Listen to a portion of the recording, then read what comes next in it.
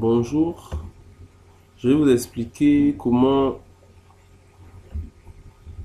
mettre comment administrer le logiciel, c'est-à-dire comment mettre les mots de passe et les utilisateurs.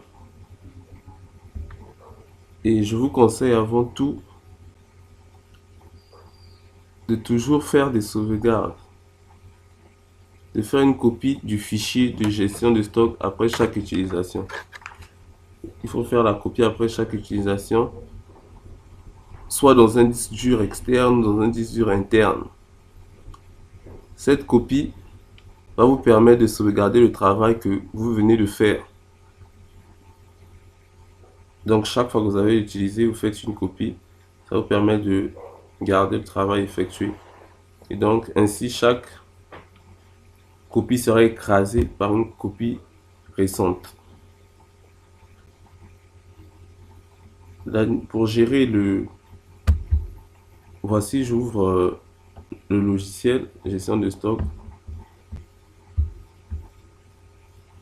Il y a une fenêtre qui s'affiche. Il faut entrer le mot de passe. Pour entrer le mot de passe, seul l'administrateur a accès à toutes les fenêtres du logiciel. Et son mot de passe est admin. L'utilisateur également c'est admin. Cependant, il peut changer ces informations-là, il peut les changer. L'administrateur entre admin, le RM, l'administrateur ici c'est le RM, et il valide. Clique sur fin.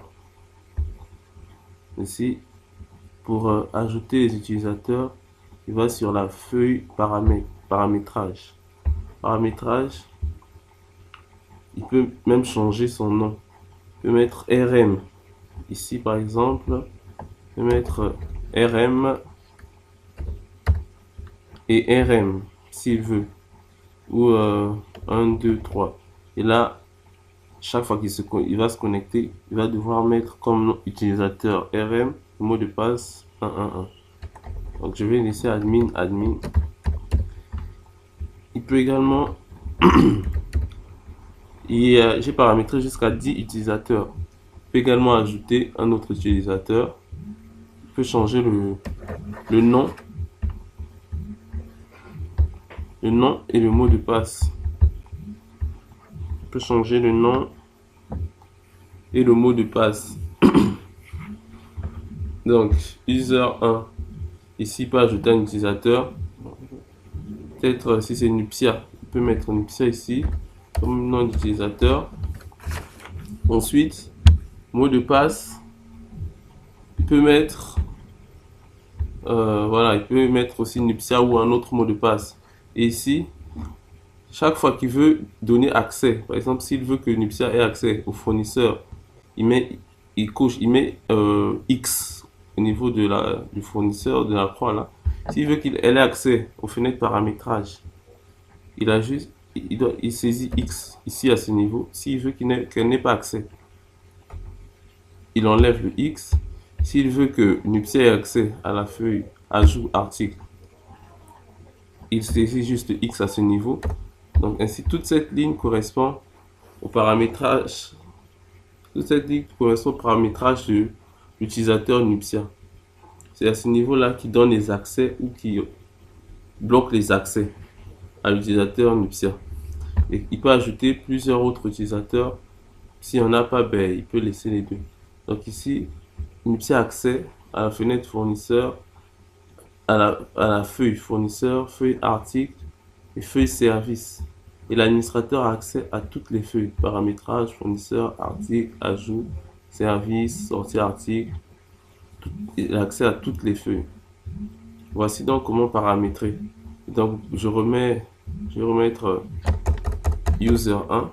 Ce sera au RM lui-même de pouvoir changer les noms. Voilà. Comment vous devez paramétrer les utilisateurs. Comment vous devez paramétrer le logiciel.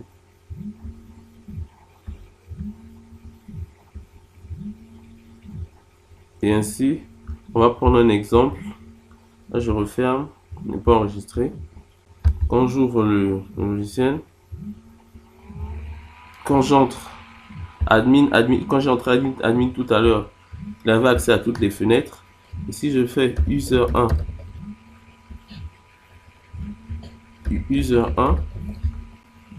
ici, elle n'a accès qu'à 3 fenêtres: fournisseur, article et service. Donc à ce niveau, on ne peut ni approvisionner ni sortir les articles. Elle a accès juste au nouveau fournisseur, définir l'article et ajouter service.